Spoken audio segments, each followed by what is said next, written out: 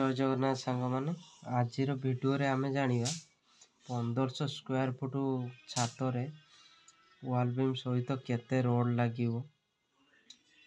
आउ केते labour cost लागिवो full details आज आपन मु जणेबी आपन मोर वीडियो रे लास्ट तक बनी रहंतु। एबे देखंतु 1500 स्क्वायर फुट घर रोड बाइंडिंग ऑलरेडी कंप्लीट हो सारी या बाबद केते रोड लगी केते टका खर्च होइछि ओनली रोड बाइंडिंग केते लेबर कॉस्ट जाइछि केते होछि मटेरियल रोड आउ बाइंडिंग तार लगी 10 mm केते लगी 8 mm केते लगी ता विषय आमे ए वीडियो रे मु फुल डिटेल्स आपन को जणे दउछि आपन निश्चित जानि परिबे अति इजीली भी आपन हिसाब दे परिबे। एबे देखो 1500 स्क्वायर फुट रो स्लैब 1500 स्क्वायर फुट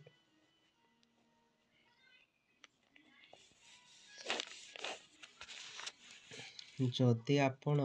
10-8 रे मिक्स करी पकेया पई चाहउछन्ती 10 mm विथ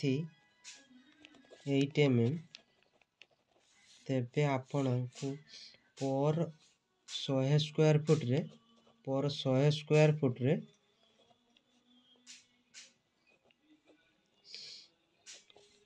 पर 100 स्क्वायर फुट रे 1 क्विंटल मतलब 100 केजी वॉल बीम सहित करिया को हेले आपण को पर 100 स्क्वायर फीट रे 100 केजी रोड लागिवो। जदि आपण 12 रे वॉल बीम करिया पई चाहउछन्ती 12 mm रे वॉल बीम करिया पई चाहउछन्ती तेबे आपण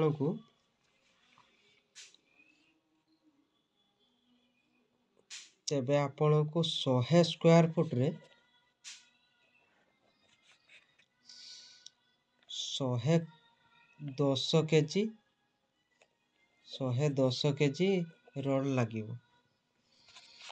हमर जो एई छातटी हमर 10 mm विथ 8 mm रो काम होइछि जहा कि 100 स्क्वायर फुट रो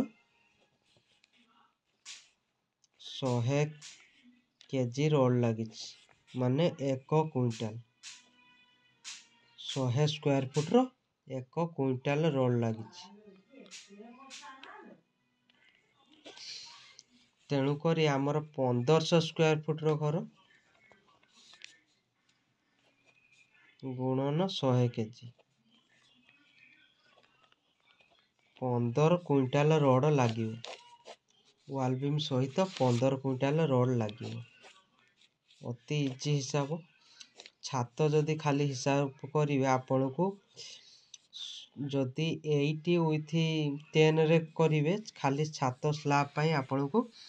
70 रु 75 केजी पकेबे 100 स्क्वायर फीट रे आपनकर हिसाब बाहर पड़िबो।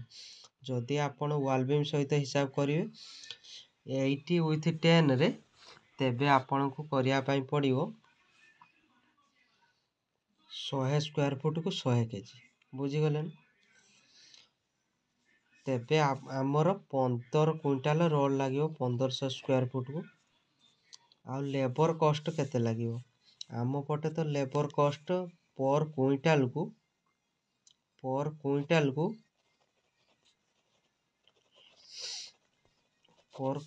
को एपटे 400 टका का आसुची तेबे 15 क्विंटल रोड 15 क्विंटल गुणन 400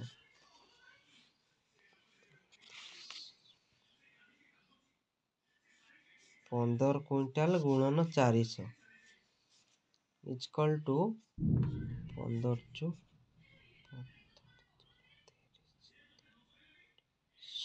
120 मतलब 12,000 टका खर्च होबो रोड बाइंडिंग रे ओनली रोड लागिवो 15 क्विंटल लेबर कॉस्ट आसीबो 12,000 टका। एबे आपण जानि गले ना केते टका का लेबर कॉस्ट आसीबो 15 क्विंटल रोड को बाइंडिंग कले। जदि वीडियोटी भल लागिछि मो चैनल को सब्सक्राइब करंतु